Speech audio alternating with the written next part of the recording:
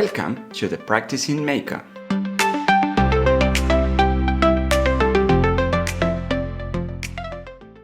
From stone tools in Paleolithic science to one of the most advanced chips ever until now, called TrueNorth, created by scientists at IBM Research. It comprises 1 million programmable neurons and 256 million programmable synapses across 4,096 individual neurosynaptic codes. There is a lot of history, particularly spanning millions of cultural objects, that does not only reflect the power of techniques but also the social and philosophical power of notions. Emily Durkheim wrote in Technologie et Sociologie 1901, quote, "The various instruments used by humans, tools, weapons, clothing, utensils of all sorts, etc., are products of collective activities. They are always symptomatic of a determined state of civilization, such that there are well-defined relations between them and the nature of the society that employs them. The determination of these relations constitutes, therefore, a sociological problem, and technology, considered in this aspect, is a branch of sociology. Up till now, we have included the studies relating to habitation in morphology,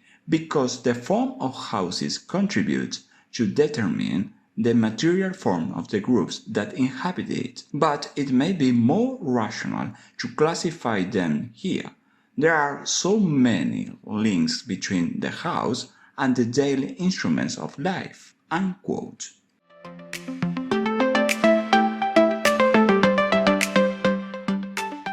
Comprehensive coercion of dogmatic posture is steeped in fear of abandonment of tradition and has detrimental effects on the human condition. So progressive intervention in sociopolitical affairs rekindles an arduous pilgrimage of efficacy. Recently, this work has been distorted by a sectarian group of camouflaged totalitarians using democracy to trivialize gain rights and responsible duties, where any champion of veracity has championed interdisciplinary tasks and multidisciplinary chores. Having elucidated the seminal incompleteness in public discourses about the meaning of technology and the pugnacious behavior of those who do not accept the normative rules imposed by the harmful persuasion of political speeches, sanity and perspicacity, though subordinate and feeble in some cases, must replenish lexical expository. Bruno Latour, in his scientific fiction, A Hybrid Genre for a Hybrid Task, by description of the author, Aramis, or the Law for Technology, Harvard University Press, 1996, snatched up components to implement the intellectual model actor network theory, and, regarding Wikipedia definition, quote, "a theoretical and methodological approach to social where everything, in this case technology, in the social and natural worlds exists in constantly shifting networks of relationships. It posits that nothing exists outside those relationships. All the factors involved in social situations are on the same level, and thus there are no external forces beyond what and how the network participants interact at present. Thus, objects, ideas, processes, and any other relevant factors are seen as just as important in creating social situations as humans."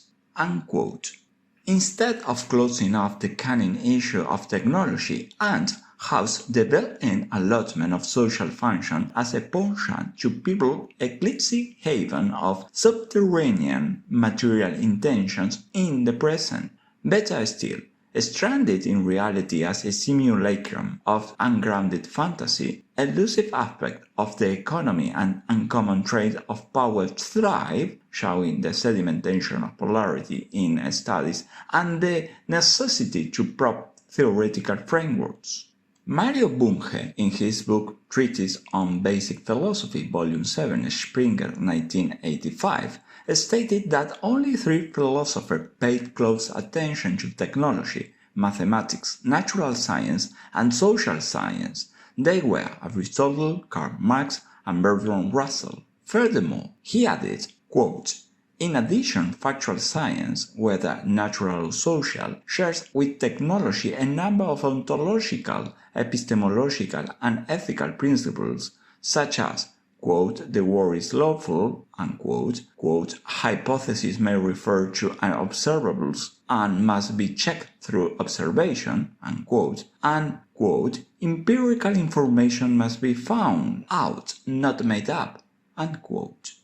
Yet, in spite of this philosophical core common to science and technology, and in spite of the fact that research in these fields continues to pose new philosophical problems, most philosophers have kept far removed from them, unquote. Martin Heidegger, in The Question Concerning Technology and Other Essays, Garland published in 1977, wrote, quote, "One of the essential phenomena of the modern age is its science. A phenomenon of no less importance is machine technology. We must not, however, misinterpret that technology as the mere application of modern mathematical physical science to praxis. Machine technology is itself an autonomous transformation of praxis, a type of transformation wherein praxis first demands the employment of mathematical physical science. Machine technology remains up to now the most visible outgrowth of the essence of modern technology, which is identical with the essence of modern metaphysics." Unquote. Seriously expounding Distraction, a claimed word of destruction of Heidegger, then taken by Derrida as a major alignment of philosophical exposition, of the obsolete object does not signify in the collective imaginary annihilation but transformation. Hyphenation, another Heidegger resort for philosophizing, would make two words, trans and formation, where pensive cognitive agents rusticate on conventions, swishing a squall of constructive clouds, imprisoning architectural yearning, and christening voiceless disposal to record ostensibly the initiative of flipping contemptible material forms in more suitable ones. At the same time, this process matches perfectly with the philosophical and oriental Buddhist idea of birth, death, second by second, or in the most prolonged fashion during days, months, years, decades, centuries, millennia, eons.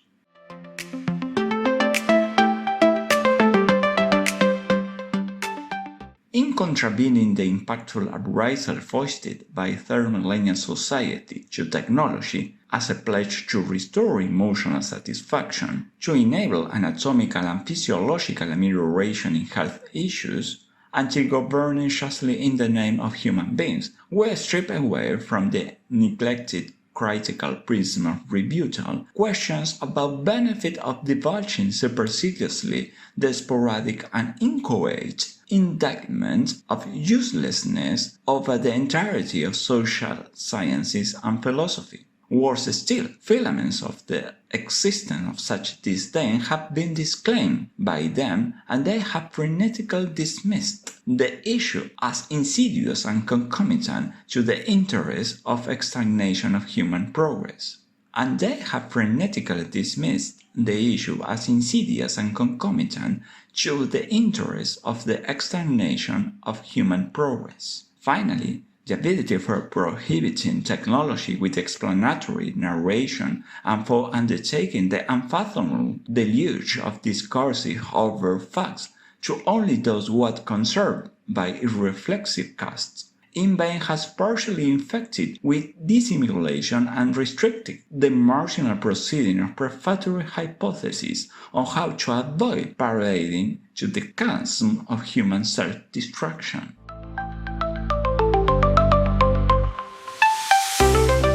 Thank you very much for joining us. We were with you. Script and voiceover, Juan Eduardo Reluz Machicote. Sound and image, Jessica Francesca Garcia. Direction, Griselida Reluz Chafloque.